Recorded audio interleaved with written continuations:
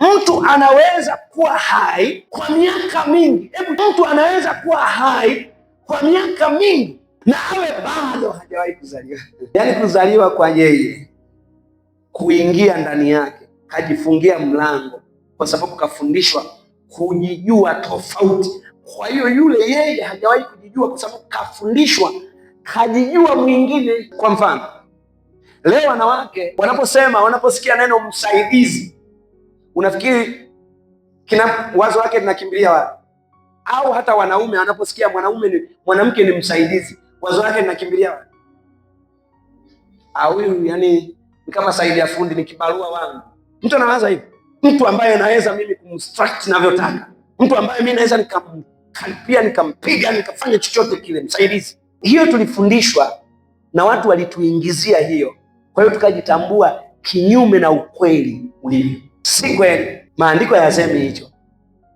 Msaidizi ina maana mahali ambapo wewe hauexist, ana exist yeye. Kwa hiyo wewe unakuwa na sehemu zaidi ya moja unapopatikana kwa pamoja. Mahali ambapo yuko mke wako ni wewe, kwa hiyo anakusaidia kukudisplay mahali haupo.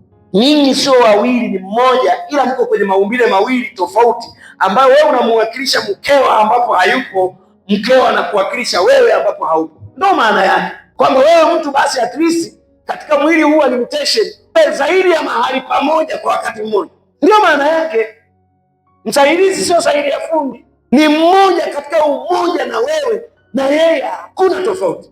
Hakuna mwanaume katika Bwana, sisi tu mmoja. Sasa kwa sababu hiyo mwanamke naye amekataa sio Saidi ya fundi na mimi naweza na yeye. Sasa tumejikuta kwenye mvutano na tumetengeneza watu wawili baada ya kuwa mmoja, na hapo tumeshinda. Haleluya, sema sisi tumeshinda. Kwa hiyo anasema mtu anaweza kuwa hai kwa miaka mingi na awe bado hajazaliwa kikamilifu kama nafsi mpaka akufikie kujitambua kwake mwenyewe. Narudia, hii ni nzuri sana, ichukue kwamba mtu anaweza kuwa hai kwa miaka mingi na awe bado hajazaliwa kikamilifu kama nafsi anayejitambua katika yeye. Yaani kama amejitambua kwenye wengine, yupo lakini na yuko hai, lakini haishi yule, kwa sababu kashatambulishiwa, kajitambua tofauti na yeye alivyotakiwa ajitambue.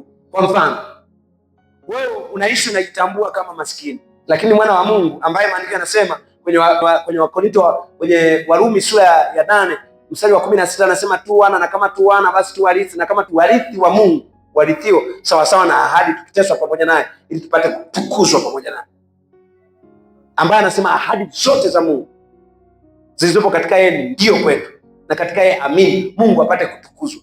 Kwa hiyo ukawa tumehubiriwa ni maskini, kwa hiyo ukakuwa wewe ukijua ni maskini, lakini ukweli wewe sio maskini. Neema haijawahi kutoka kwa muumba wako kuumba wewe maskini. Hakuna hicho kitu, hiyo vocabulary kwa Mungu kwamba wewe ni maskini haipo.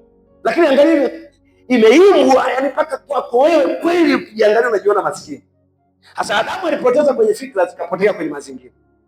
Principle ni ile, unavipata kwenye fikra vinakuja kwenye mazingira. Ndio maana utafuteni ufalme wa Mungu na haki yake, na hayo mengine mmezidishiwa. Wakawamuuliza, ufalme huo ukoje? Akasema hakuna mtu atasema ule ama huu hapa, bali ufalme wa Mungu utakuwa ndani yenu. Na Yesu akasema mtu yote asipozaliwa mara ya pili hawezi kuona ufalme. Ina maana aliyezaliwa mara ya pili, ina maana aliyejitambua katika Mungu anauona huo ufalme, kwa sababu ndio huyu amehamishwa katika ufalme wa giza, ameingia katika ufalme wa mwana wa pendo wake.